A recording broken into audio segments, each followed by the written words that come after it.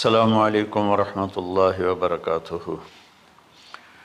الحمد للہ الذی بیدہ الملک وہو علی کل شیء قدیر، هو الاول والآخر والظاہر والباطن وہو بکل شیء علیم، واشہد ان لا الہ الا اللہ وحدہ لا شریک لہ، واشہد ان سیدنا ومولانا محمدا عبدہ ورسولہ، ارسلہ بالحق بشیرا ونذیرا وداعیا الی اللہ بإذنہ وسراجا منیرا، صلی اللہ تعالی علیہ وعلی آلہ وعلی اصحابہ وبارک وسلم تسلیما کثیرا کثیرا، اما بعد فاعوذ باللہ من الشیطان الرجیم، بسم اللہ الرحمن الرحیم۔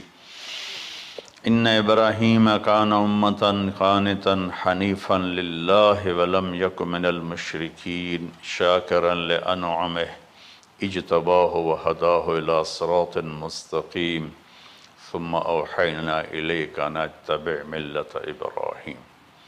وقال تعالی فلما اسلما وتلہ للجبین ونادیناہ ان یا ابراہیم قد صدقت الرؤیا انا کذلک نجزی المحسنین۔ میرے محترم بھائیوں بہنوں، میرے عزیزوں، بچے بچیوں، پوری دنیا کے انسانوں،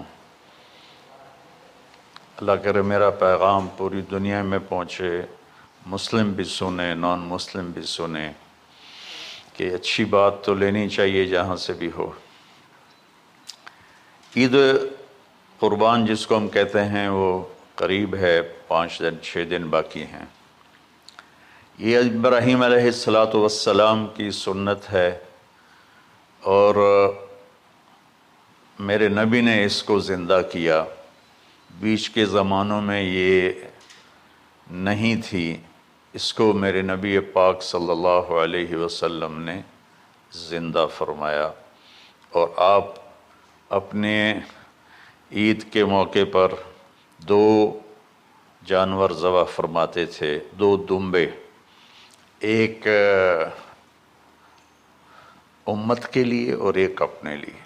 سبحان، ایک امت کے لیے ایک اپنے لیے۔ ابراہیم علیہ السلام سے یہ سلسلہ کیسے شروع ہوا؟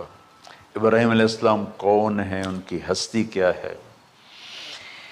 ابراہیم علیہ السلام وہ نبی ہیں جن پر ساری امتوں کا اتفاق ہے۔ یہود بھی ابراہیم علیہ السلام کو کہتے ہیں ہمارے ہیں، عیسائی بھی ابراہیم علیہ السلام کو کہتے ہیں ہمارے ہیں، مسلمان بھی ابراہیم علیہ السلام کو کہتے ہیں ہمارے ہیں۔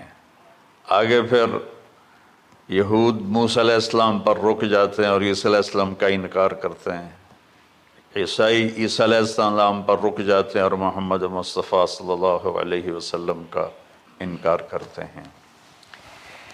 ان ابراہیم لأواہ حلیم، ان ابراہیم لأواہ حلیم، ابراہیم بہت مہربان رونے دھونے والے تھے، اور ابراہیم کا مطلب بھی ہے مہربان باپ، مہربان باپ۔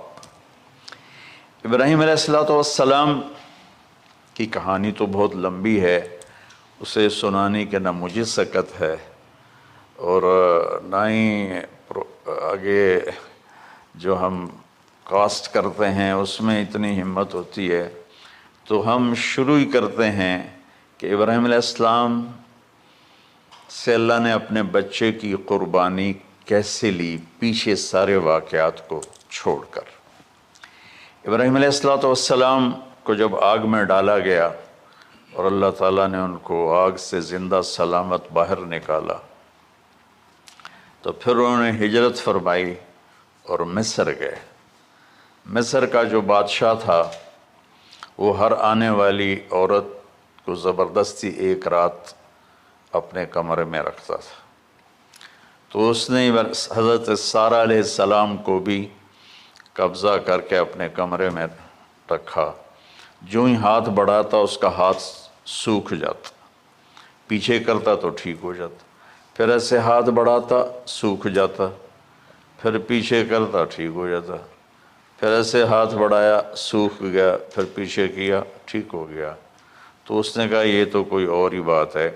تو اس نے اپنی بیٹی حضرت ہاجرہ وہ ان ابراہیم علیہ السلام کے نکاح میں دے دی۔ ابراہیم علیہ السلام اس وقت 70 سے اوپر جا چکے تھے اور حضرت ہاجرہ 22 سال کی تھی۔ یہ 3 افراد کا قافلہ ہجرت کر کے فلسطین پہنچا، اور ابراہیم علیہ السلام کی عمر گزر گئی۔ رب ہب لی من الصالحین، یا اللہ کوئی نیک بچہ دے، یا اللہ کوئی نیک بچہ دے۔ اولاد کا نیک ہونا ضروری ہے۔ ڈاکٹر بنے، انجینئر بنے، عالم بنے، مفتی بنے، ان میں سے کوئی چیز ضروری نہیں، اولاد کا نیک ہونا ضروری ہے۔ اور اس کے لیے والدین کو ٹائم دینا پڑے گا، والدین کو محبت دینی پڑے گی، والدین کو گود دینی پڑے گی، والدین کو شفقت دینی پڑے گی، ورنہ اولاد اور ماں باپ 2 کنارے بن جائیں گے۔ کچھ تقریباً 84 سال کی عمر میں اللہ تعالیٰ نے حضرت ہاجرہ سے بیٹا دیا، سارہ کی بجائے ہاجرہ سے بیٹا دیا۔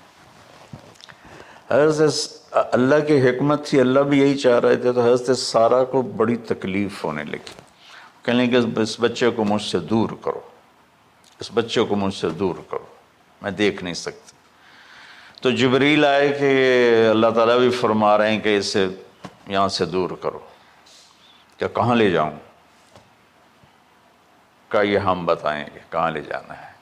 تو جبریل انسانی شکل میں اونٹ پہ سوار ہو کر تشریف لائے، اور پیچھے حضرت ابراہیم علیہ السلام اپنی اونٹنی پر، بچہ بیگم، اور آگے جبریل رہبر کے طور پر۔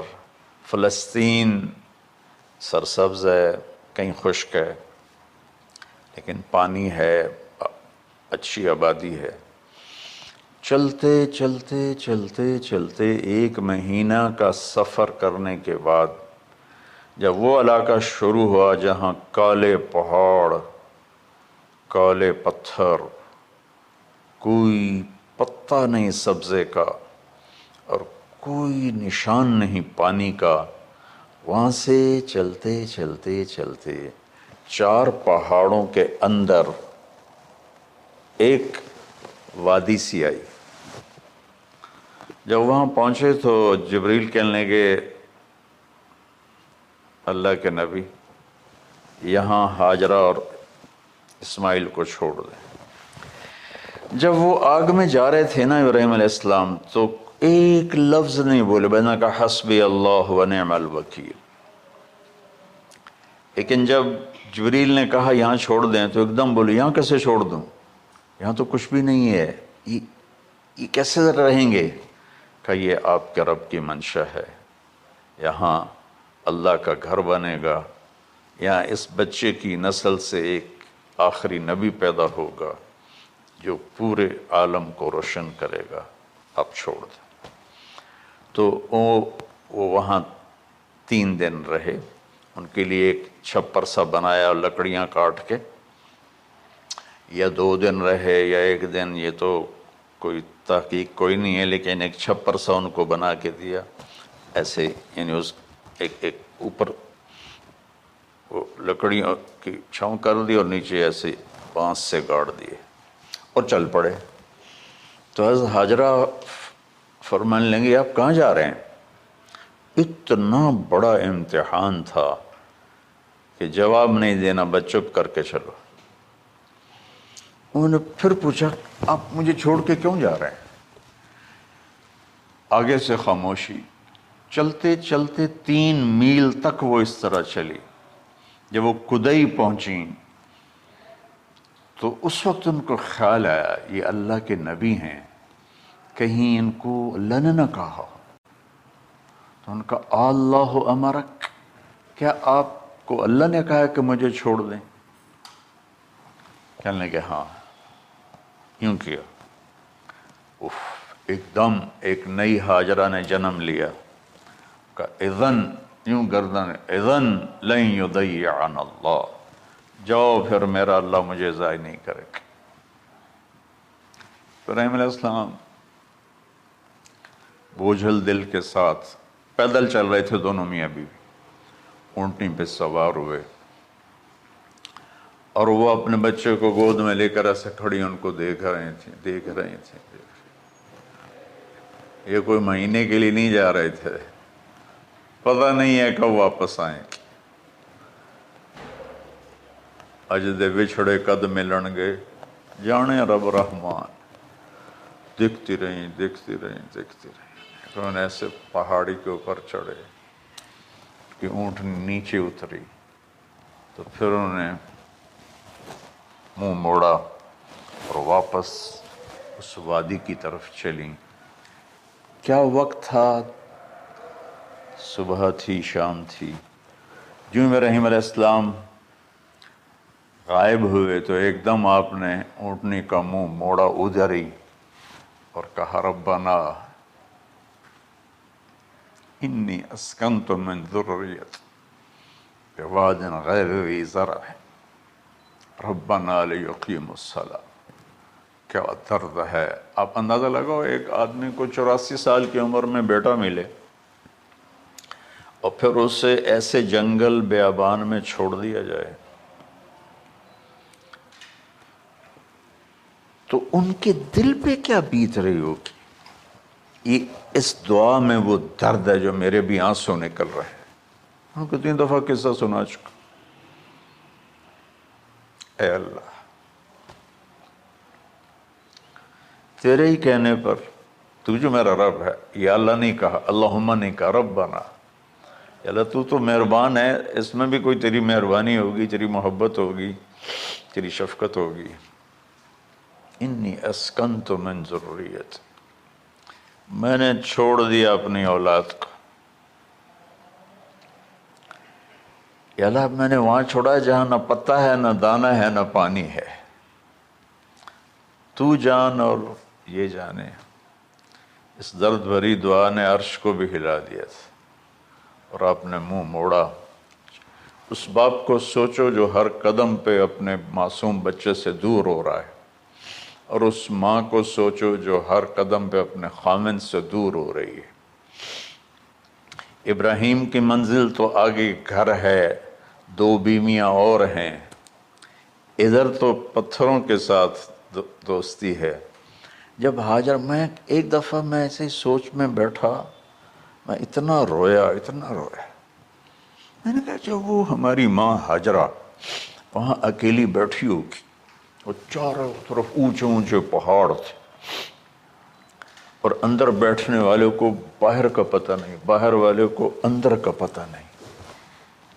تو شام ڈھلی ہوگی تو اندھیری رات نے کیا ظلم ڈھایا ہوگا، کالے پہاڑوں کا اندھیرا، اندھیری رات کا اندھیرا۔ تارے بھی حیران ہوں گے، یہ کون بی بی بیٹھی ہوئی ہے۔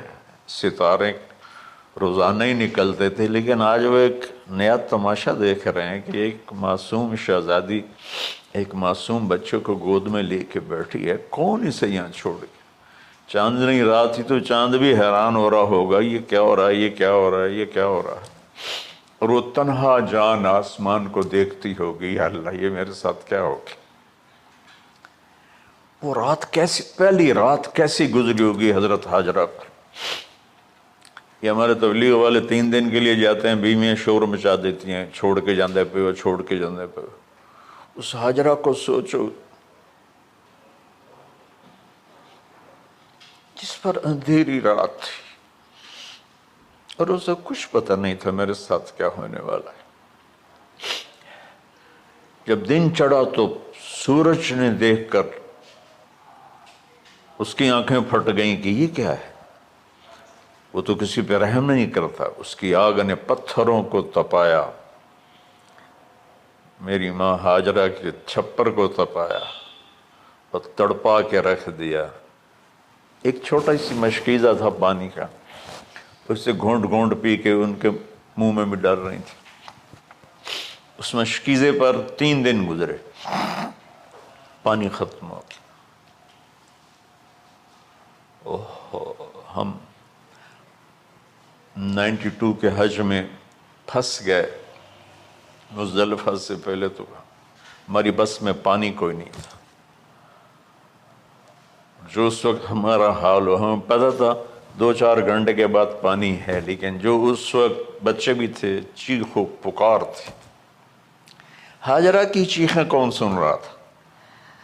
اور ادھر اسماعیل کی دھاڑ دھاڑ شروع ہو گئی، پیاس کی وجہ سے، بھوک کی وجہ سے۔ بے بس ماں دیکھ رہی ہے، میں کیا کروں؟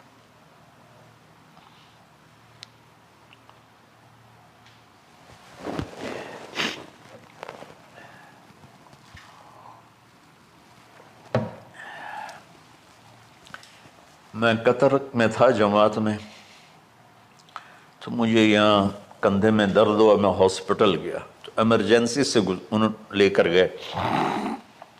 ایک بچہ تڑپ رہا تھا اس میں، جو ہاسپٹل کا بیڈ ہوتا ہے، چھوٹا سا، اس کی ماں ٹیک لگا کر نا اس کو یوں دیکھ رہی تھی۔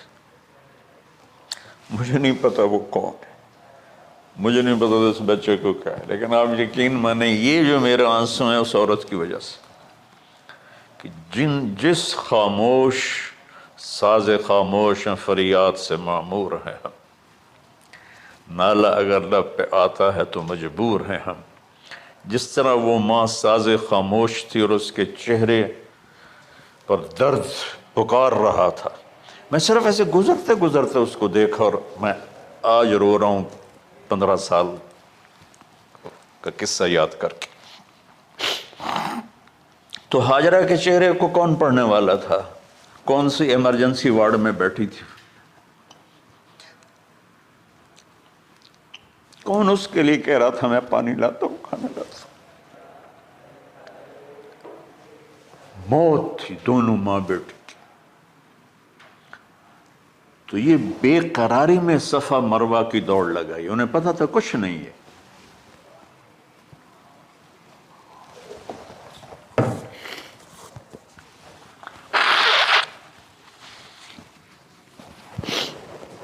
انہیں معلوم تھا کچھ نہیں ہے، لیکن وہ اس کو تڑپتے دیکھ نہیں پا رہے۔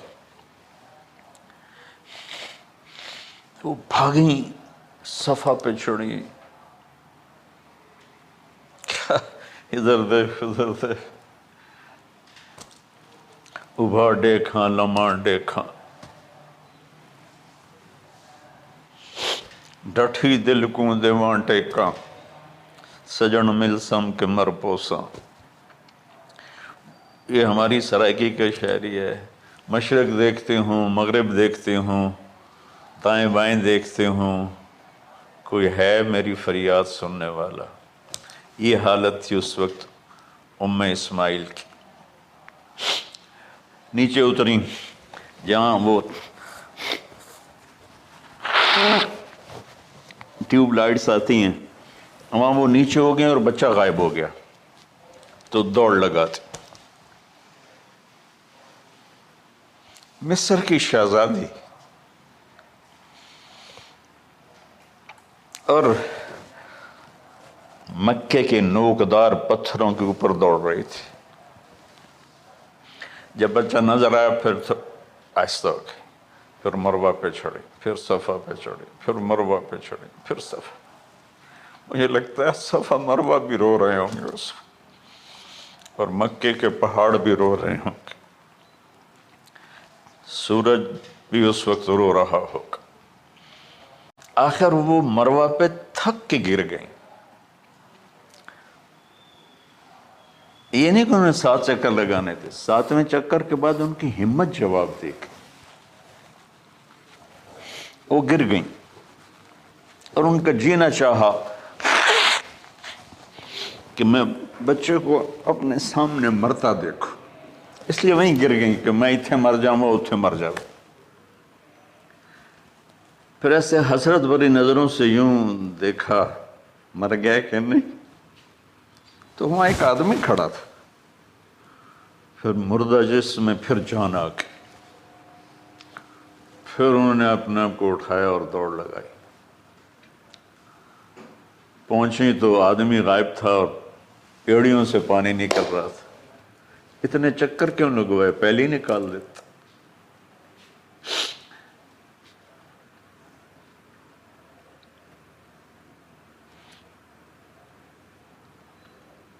عاشق ہوں میں عشق کموں میں، دل رکھیں وانگ پہاڑاں ہو، سہ صدیاں ہزار الا میں، کر جانے باغ بہاراں ہو، منصور جے چک سولی دتے، جڑے واقف کل اسراراں ہو،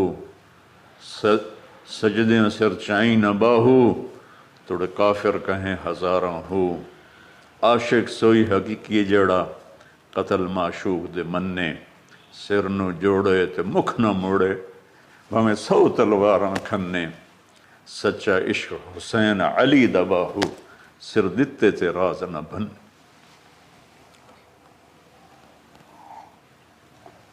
کوئی ابراہیم کا گلہ نہیں، شکوہ نہیں۔ یہ 7 چکر اور تڑپ اور درد، اس کے بعد پانی کیوں نکالا؟ پہلے کیوں نہیں نکالا؟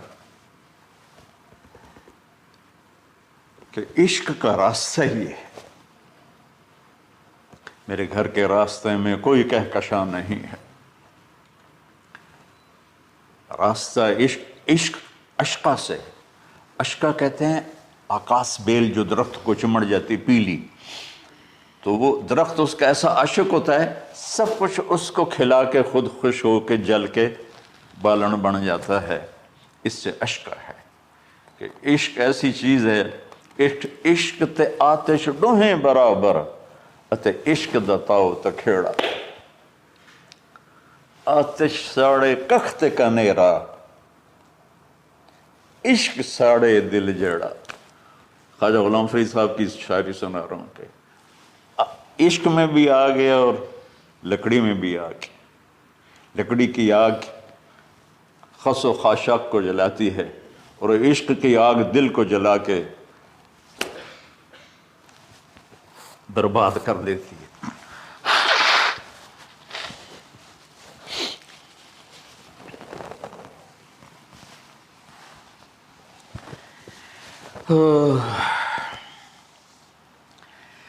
یہ دنیا میرے بھائی بہنوں امتحان کی جگہ ہے، ہم اسے جنت بنانا چاہتے ہیں، ہم یہاں اپنی مرضیاں پوری کرنا چاہتے ہیں۔ اللہ کی قسم، اللہ کی قسم، اللہ کی قسم، جس نے اپنی مرضی پہ چلنا شروع کیا وہ تباہ ہو گیا، جو اللہ رسول کی غلامی کے دائرے میں آیا وہ کامیاب ہو گیا۔ دیکھا تو پانی ابل رہا ہے، ابل رہا ہے، ابل رہا ہے، فوارے مار رہا ہے۔ تو اس وقت عبرانی لینگویج تھی تو ان کا زمزم زمزم، ٹھہر جا ٹھہر جا ٹھہر جا۔ وہ نیچے زور، اللہ کو بھی یہی منظور تھا، وہ نیچے زور۔ میرے نبی نے فرمایا اگر میری ماں زمزم نہ کہتی تو پورے عرب کو یہ پانی سیراب کر دیتا۔ اور آپ حیران ہوں گے، آج کل تو بہت زیادہ ایڈوانس ہے سائنس، تو سعودی گورنمنٹ نے کہ یہ اس کا سورس کیا ہے، یہ پانی کہاں سے آ رہا ہے، طائف تک ساری زمین کو کھنگالا، کوئی اس کا پیچھے سے لنک نہیں ہے۔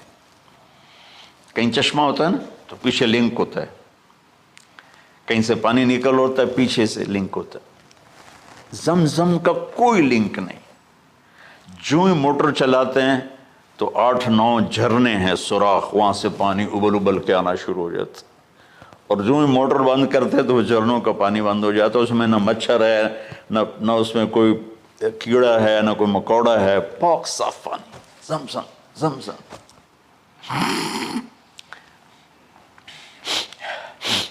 جتنا اونچا بنانا ہو بلڈنگ اتنی گہری بنیاد۔ اس ماں بیٹے سے محمد مصطفیٰ نے آنا ہے تو پھر بنیاد تو گہری ہوگی نا، ایسے تو نہیں ہے نا۔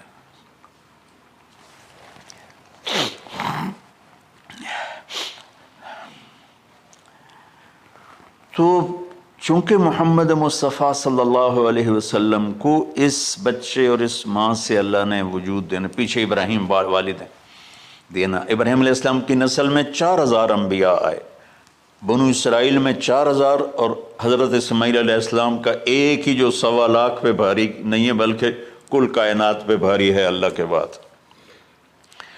تو اس لیے پسائی ہوئی، یہ جو بناتے ہیں اپنی باڈیز، وہ اپنی کتنی پسائی کرتے ہیں، وزن اٹھاؤ، دوڑو، وہ کیا کیا اپنے آپ کو مشقت میں ڈالتے ہیں، تب جا کے وزن وہ نکھر کے آتے ہیں۔ یہاں کوئی آبادی نہیں تھی، یمن سے لوگ جاتے تھے شام تجارت کے لیے، تو قبیلہ جرہم کا گزر تھا، پانی نہیں تھا، تو وہ پانی کی تلاش میں تھے، انہوں نے پرندے دیکھے، وہ کہنے کہ پرندے تو پانی پر آتے ہیں، انہوں نے 2 آدمی بھیجے، آگے دیکھا ایک خاتون، ایک بچہ اور کنواں تو نہیں تھا، پانی چشمہ، تو وہ سارے آئے اور کہا کہ بہن ہم یہاں ٹھہر جائیں، کہ آپ ٹھہرو لیکن پانی میرا، انہوں نے کہا ٹھیک ہے پانی آپ کا ہے۔ تو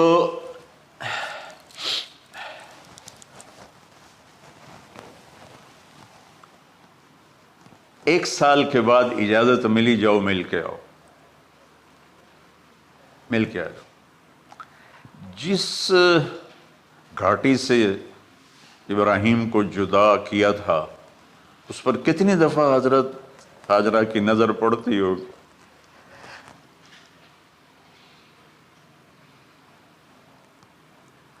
اگر آپ اس کو فیل کریں تو یہ قصہ بیان ہی نہیں ہو سکتا، بس رونا ہی پڑے گا۔ اور خاص طور پر آج کے دور میں جب کوئی اللہ کو کی ماننے کے لیے تیار ہی نہیں ہے، کوئی جہنم سے ڈرنے کے لیے تیار نہیں، کوئی جنت کی طلبگار نہیں۔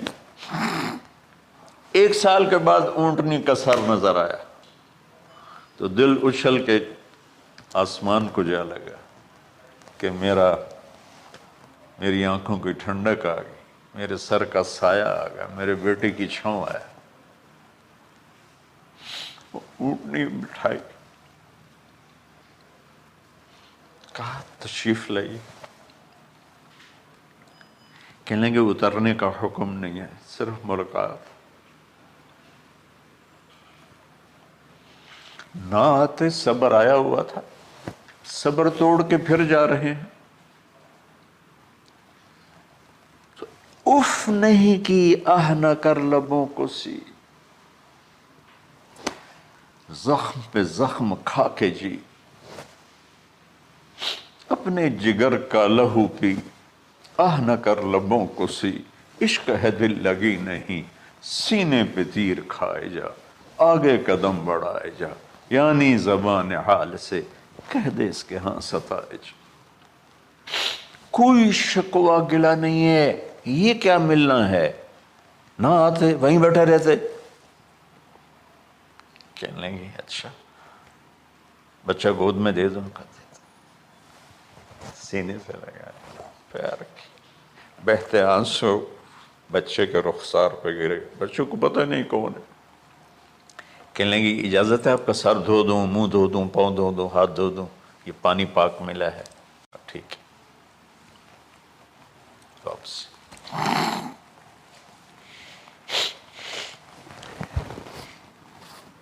فلما بلغ معه السعی،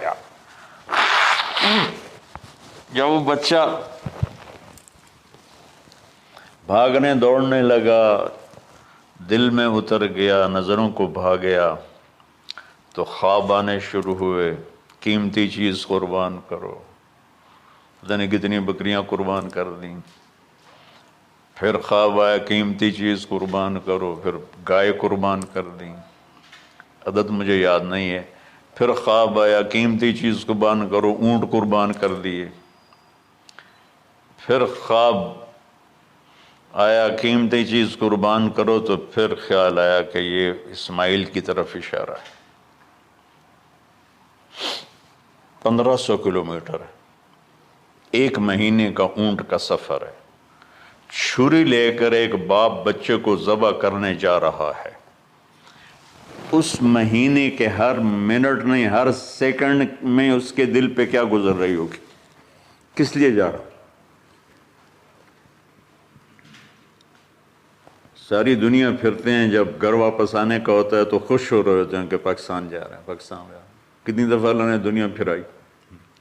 یہ اور اس باپ کی عمر اب 92 سال ہو چکی، 92 سال مولانا صاحب، اور اس کی اونٹنی کے قدم کے ساتھ نہیں، ہر سیکنڈ کے ہر کروڑویں حصے میں ابراہیم کا دل پھٹتا ہوگا کہ اس معصوم بچے کو ذبح کیسے کرو. اللہ کی مان کے دکھا دی. اللہ نے تو ہمیں دین ہی آسان دیا ہے، ہم سے تو نہیں بچوں کی قربانی مانگی.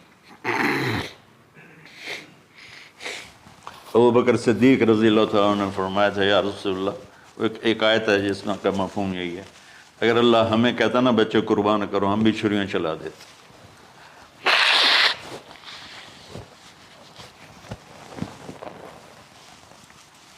تو میں اس تصور میں جب ڈوبتا ہوں میں رونا شروع کر دیتا.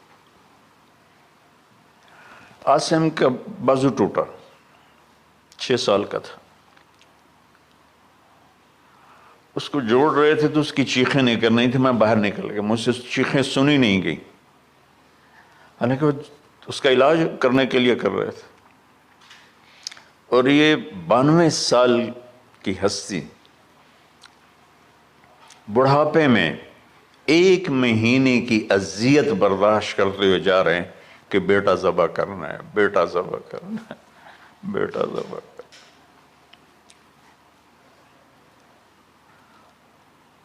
تو وہاں پہنچے تو اب اسماعیل نے جانا ہے کہ یہ ہیں میرے ابا. وہ کیسے لپٹے ہوں گے، کیسے چوما ہوگا، کیسے پیار کیا ہوگا. یہ بیوی کا آپس میں مجھے نہیں پتا کہ کتنے عرصے بعد انہوں نے ایک قدم اٹھایا، لیکن کہا کہ بچوں کو تیار کرو، میں اس کو سیر کرانے لے جا رہا ہوں. بڑی خوش ہوئی، ماں بھی بچہ بھی اچھل رہا ہے، اور لے کے پہنچے جمرہ کبریٰ پر. وہ جو شیطان کو 3 جگہ مارتے ہیں تو آخری جگہ وہاں اس وقت ایک تنگ سی جگہ تھی پہاڑوں میں گھری ہوئی، وہاں پہنچے تو کہتے ہیں یا بنی انی، کوئی شک شبہ والی بات نہیں ہے، ارا فی المنام انی اذبحک، میں نے تمہیں ذبح کرنا ہی ہے. انی میں نے تمہیں ذبح کرنا ہے. فانظر ماذا ترى، تیری رائے کیا ہے؟ قربان جاؤں اس ماں پہ جس نے 7-8 سال کے بچوں کو کیا ترتیب، کیا تربیت دی. یا ابت افعل ما تؤمر، یعنی یا ابت افعل، بیچ میں کوئی حرف نہیں، کوئی عطف نہیں. یا ابت افعل بما تؤمر ستجدنی انشاء اللہ من الصابرین. اس عمر میں اپنی قربانی کو اللہ کے ساتھ جوڑا. ابا کرو آپ. یہ جب ماں اپنے بچے کو فوکس کر، آج کی مائیں، میں گلہ کرتا ہوں آپ کے والدین سے، میں گلہ کرتا ہوں، انہوں نے اپنی اولاد کو فوکس نہیں کیا. یہ اپنے دھندوں میں اتنا پھنسے ہوئے ہیں، اپنے کاموں میں. اس بدبخت یہ کیا فون ہے، کیا کہتے ہیں اس کو، اسمارٹ فون، سیمسنگ موبائل، اس میں اتنا گم ہو گئے ہیں کہ بچے اگنور ہو گئے ہیں. 3 سال کا بچہ اسکول جا رہا ہے، اسے ماں کی گود چاہیے، اسے اسکول بھیج رہے ہیں. وہ وہاں میرے بچے کو ڈسلیکسیا تھا، اس کو عاصم کو، اس کو پڑھنا نہیں آتا تھا، ایک بیماری ہے. تو اس کی ٹیچریں مار مار مار اس کا حشر کر دیتی. میرا بچہ برباد کر دیا انہوں نے. وہ 6 سال کی عمر میں ڈپریشن کا شکار ہو. میں ماؤں سے کہتا ہوں بچوں کو ٹائم دو، تمہارا سرمایہ تمہاری اولاد ہے، اور اولاد ڈگری سے عزت نہیں ملتی. اولاد تمہاری نیک ہوگی تو وہ بلند بخت ہوں گی، عزت پائیں گی. پاکستان کو پڑھے لکھوں نے لوٹا ہے، ان پڑھوں نے نہیں لوٹا. ابا جی، بابا جی، آپ کریں نا، دیر کیوں کر رہے ہیں؟ ستجدنی انشاء اللہ من الصابرین، آپ دیکھیں گے میں آپ کی آزمائش پہ پورا اتروں گا اور اللہ کی آزمائش پر بھی پورا اتروں گا۔ پھر معصوم ذہن ادھر چلا گیا ماں کی طرف، کہنے لگے ہاں یہ بات تو ہے کہ میری ماں کو بڑی تکلیف ہوگی، تو اس لیے نا اپنا کرتا اتارا، کہا بابا جی یہ کرتا آپ میری ماں کو دے دیں، وہ جب مجھے یاد کرے گی میرا کرتا دیکھ لے، اور آپ نے مجھے یہیں دفن کرنا ہے، ادھر نہیں لے جانا، اور آپ بھی احتیاط کریں مجھے الٹا الٹائیں، طلّہ للجبین، میرا سر زمین پہ لگائیں، گردن نہیں، تاکہ آپ کو تکلیف نہ ہو مجھے دیکھ کر۔ اب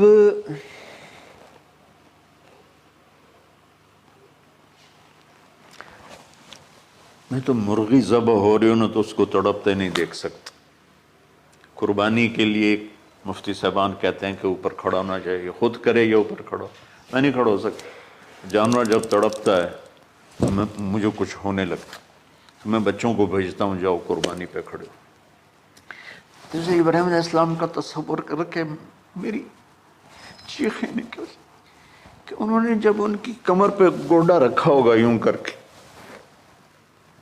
ہاتھ باندھے پاؤں باندھے، اور سر کے بال یوں اٹھا کے یہاں لائے ہوں گے سر کو، اور چھری یہاں رکھی ہوگی، تو کیا کیفیت؟ تو یوں آسمان کو دیکھ کر کہ یا اللہ کیا تم مجھ سے ناراض ہو گیا کہ میرے دل میں اسماعیل زیادہ اتر گیا ہے؟ یا اللہ ایسا کبھی نہیں ہے، یا اللہ یا میرا کوئی امتحان تو لے رہا ہے، یا اللہ تیرے اوپر سب کچھ قربان ہے، اور یوں چلائی، اور اللہ تعالیٰ نے چھری کی کیا حیثیت ہے، اس نے چلنے سے انکار کر دیا، پھر چلائے، پھر چلائے۔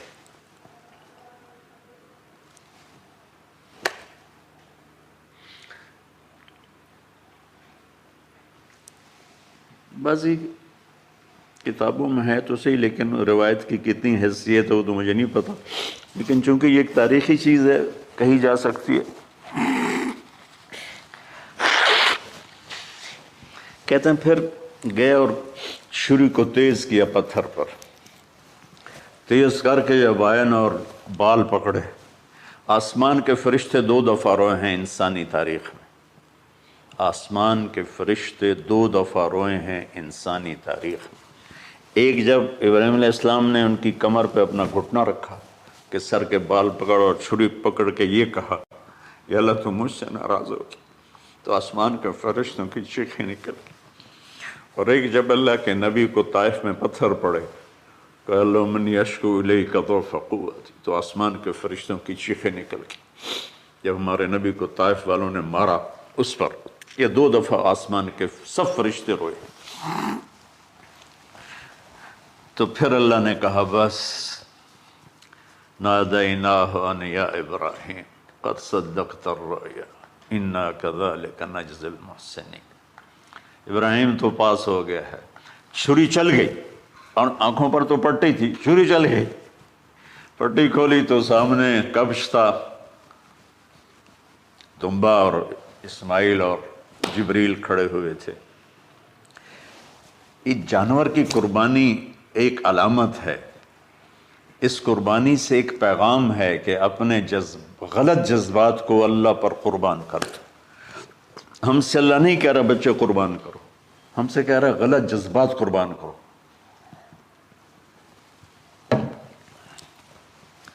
ہم سے اللہ کہہ رہا ہے اپنے جذبات کو دبا دو جو تمہیں اللہ اس کے رسول سے دور کرتے ہیں، ان پر چھری چلاؤ۔ جو اللہ اس کا محبوب کہتا ہے ان کو کرنے کے لیے بھی اپنے جذبات پہ چھری چلاؤ۔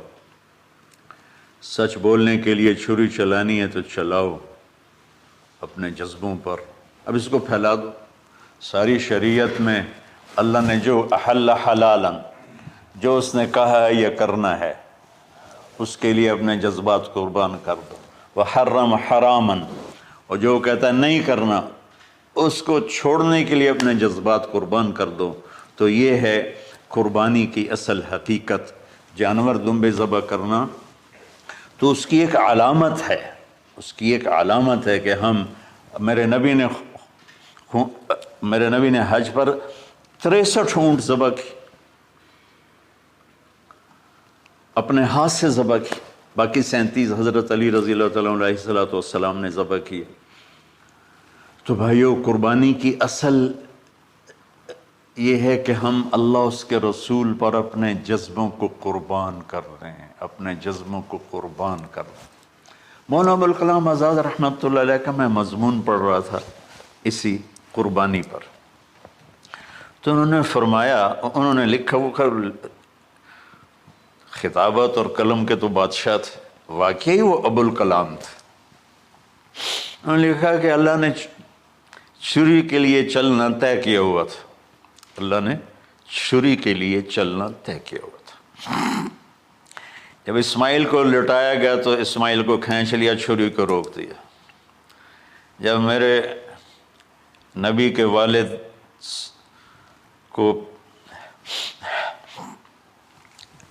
حضرت عبد المطلب جب زمزم کا کنواں کھود رہے تھے تو باپ بیٹا تھے، حارث اور عبد المطلب، تو تھک کر کے ایک دن کہنے لگے، یا اللہ اگر تو مجھے 10 بیٹے دے گا نا تو میں ایک تیرے نام پہ قربان کروں گا۔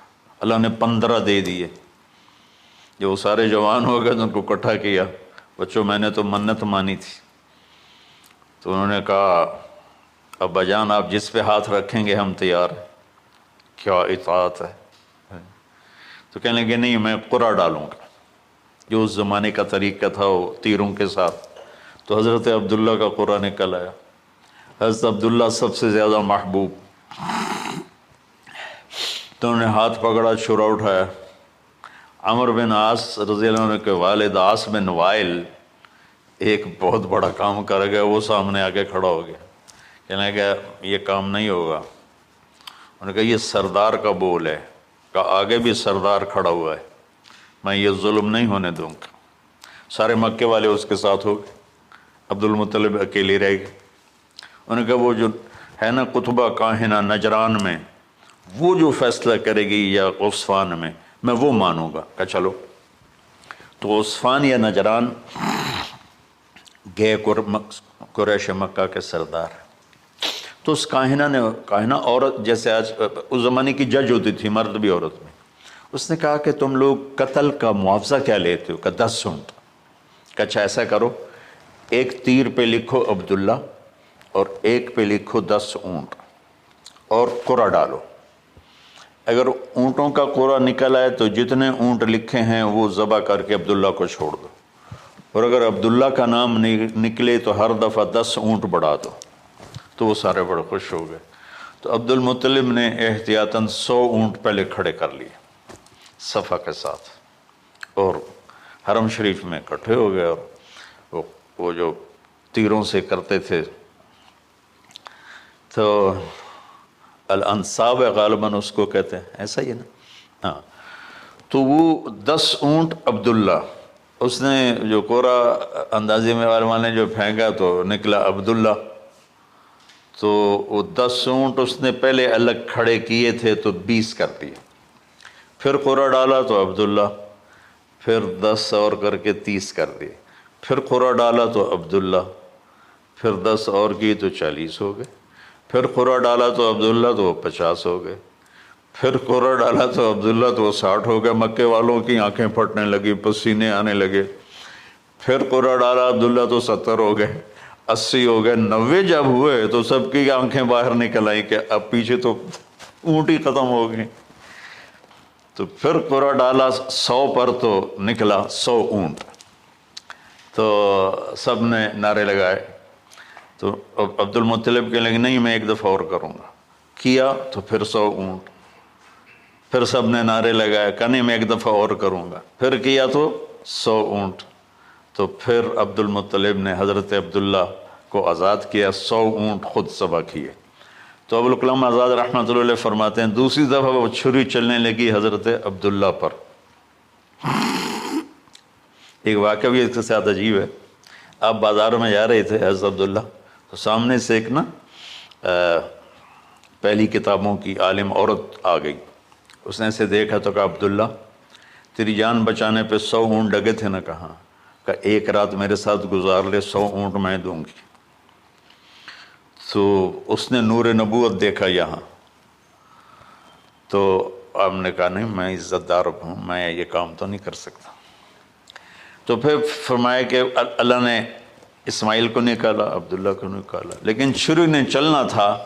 جب حسین کی باری آئی تو اللہ نے چھری کو کہا چلو، اور وہ کاٹتے چلی گئی گاجر مولی کی.